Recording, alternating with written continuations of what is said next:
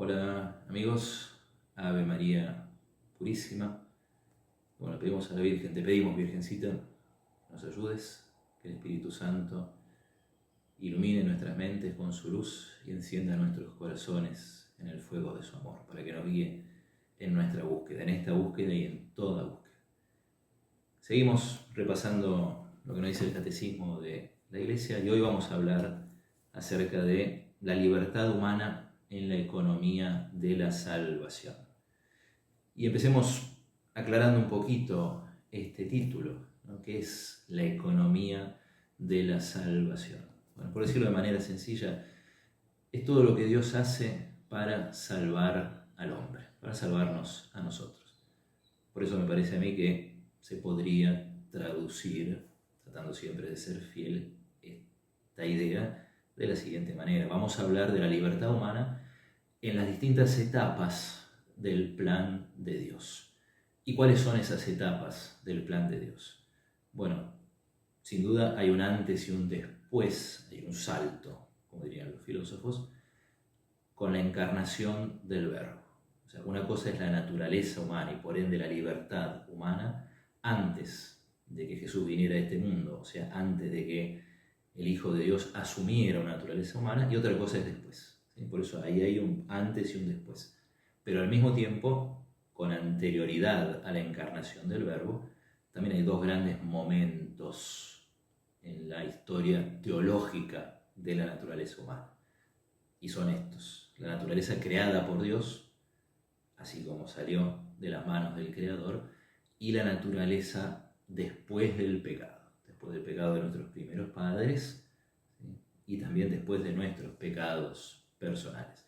La naturaleza humana es siempre la misma, pero su situación teológica es distinta en cada una de estas etapas. Por eso hablar de la libertad humana en la economía de la salvación es preguntarnos, bueno, ¿qué nos dice la palabra de Dios? Porque acá también no es tanto una cuestión, esta vez filosófica, acerca de la naturaleza humana, perdón, acerca de la libertad humana, de eso ya hablamos en el videito anterior. Les voy a dejar el link en la descripción de este video para que lo puedan repasar si quieren. Acá es preguntarnos, bueno, ¿qué nos dice la palabra de Dios? ¿Sí? La palabra de Dios acerca de la libertad humana en cada uno de estos momentos de la historia teológica del ser humano. O sea, ¿qué pasó con la libertad o cómo era nuestra libertad al ser creados por Dios? ¿Qué pasó con nuestra libertad después o con el pecado original y pecados nuestros? ¿Y qué pasa con nuestra libertad al venir el Hijo de Dios a este mundo?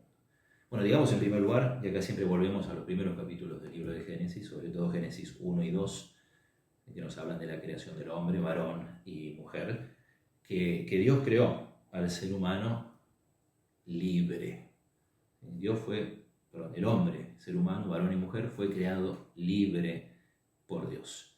Con una característica o con dos características que acá señala el Catecismo y es muy importante recordarlas. ¿Sí? La libertad del hombre es finita y falible.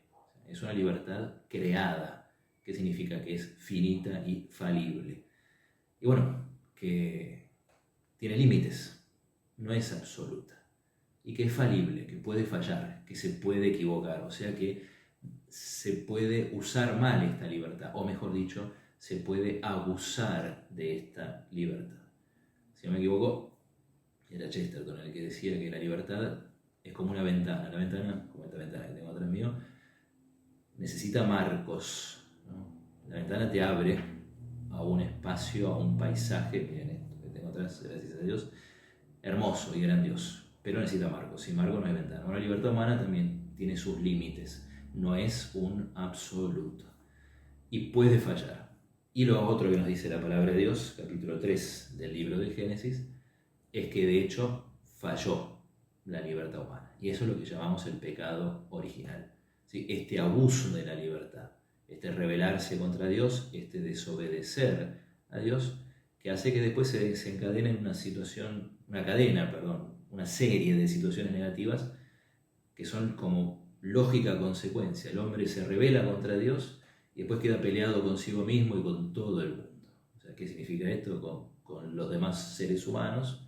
Y después va a venir, por ejemplo, ¿sí?, como primer consecuencia del pecado original, la muerte de Abel a manos de su hermano Caín, y también se revela contra el hombre la naturaleza que originalmente Dios había puesto en sus manos para que la cuide, la cultive y la haga crecer.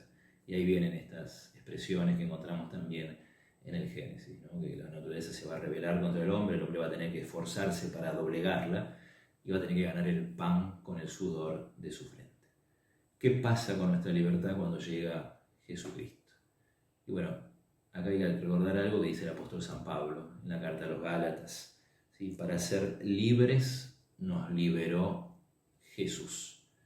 La teología tiene este dicho principio, ¿no? Que la gracia de Dios no anula la naturaleza humana, sino que la sana, la asume primero, la sana y la perfecciona. Bueno, eso hace Jesús con nuestra libertad, que es parte que no se puede separar de nuestra naturaleza humana.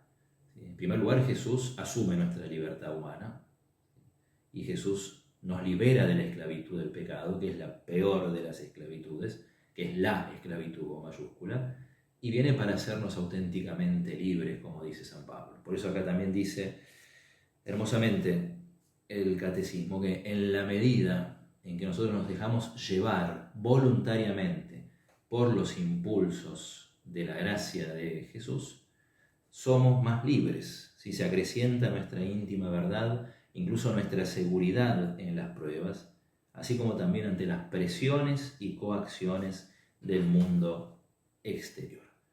En resumidas cuentas, ¿qué hace Jesús con nuestra libertad? La asume, nos devuelve esa libertad que teníamos al ser creados por Dios nuestro Padre. Jesús asume nuestra libertad, sana nuestra libertad del dominio del pecado y el desorden de nuestras pasiones y nos hace más libres. En Jesucristo podemos llegar a ser infinitamente más libres que con nuestras solas fuerzas humanas, y Jesús nos da la auténtica libertad que muchas veces buscamos equivocadamente en el pecado. Para ser libres nos liberó Jesús, y nunca nos olvidemos de esto. ¿Sí? No nos dejemos confundir por la falsa libertad que nos propone el mundo y el pecado. La auténtica libertad es la que trae Jesucristo. Bueno, muy bien, hasta acá llegamos. Dios mediante, en la próxima, ¿sí? Empezaremos a hablar de otro tema muy interesante, que es la moralidad de los actos humanos. Pero eso será en el próximo capítulo, si Dios quiere. Continuará entonces. Muy bien, que Dios los bendiga. Les dejo, como decía, en la descripción de este video también esta parte del catecismo que comentamos ahora, para que ustedes vayan a las fuentes y las lean personalmente con mucho provecho. Dios los bendiga. Hasta la próxima, si Dios quiere.